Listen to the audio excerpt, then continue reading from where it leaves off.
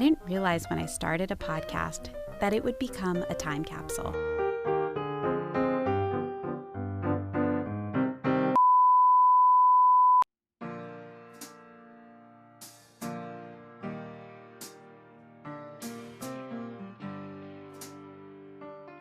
On today's episode, we're going to dig into the present situation. March 12th, people were kind of worried, and then March 13th hit. On the boutique side of hospitality, we were growing massively. It was like nothing could stop us. I'm hoping that we can get back to really doing what's important, and that is taking care of the guest. People are listening. They want facts. They want details. The brands that go quiet right now are really missing out on an opportunity. I'm a serial binge working entrepreneur. So to be honest with you, whenever I'm not traveling, I will hole up in an apartment or a hotel and I will work 12 to 14 hours every day.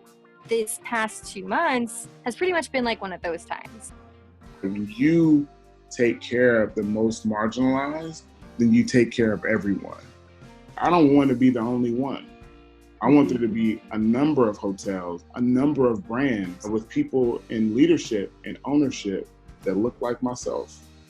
Brands in particular survive crises.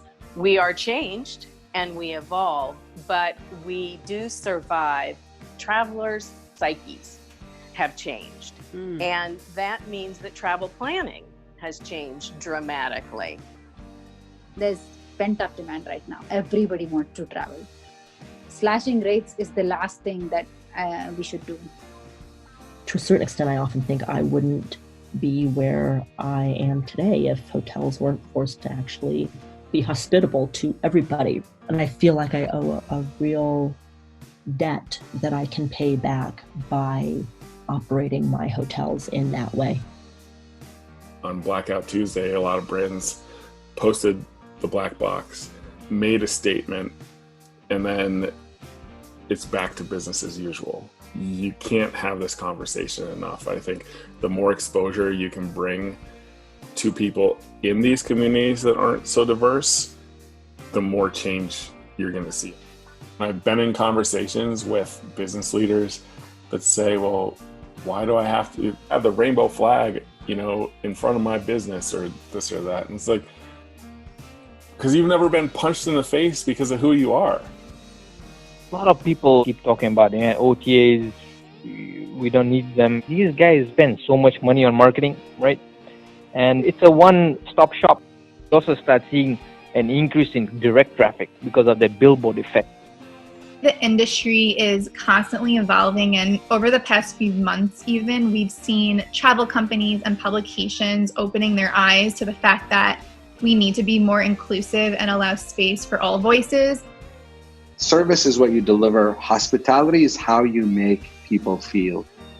How can we do work that allows everyone to thrive? How do I practice what I preach and really make it about people?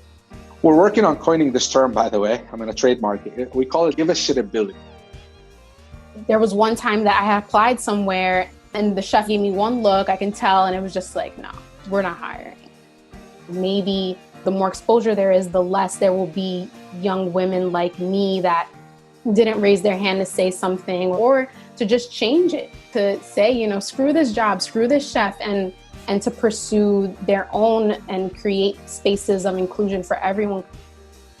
This is the chance the travel industry has. There were things in the industry that were flawed before, and this pause has given us all a chance to look at how to rebuild responsibly so that we can ensure the protection and well-being of destinations into the future. How to share, it's your story, how to share. How to share, we'll show you how to share. How to share, how to share. Catch up now because season 3 is coming in January. We're going to have more interviews, Instagram lives, and a lot more video content.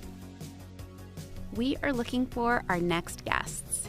If you are a non-traditional hotelier, a woman in hospitality, or if you have a story to share, I would love to have you apply to be on my show. So go ahead and apply at howtosharepodcast.com/apply.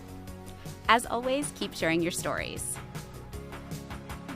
How to share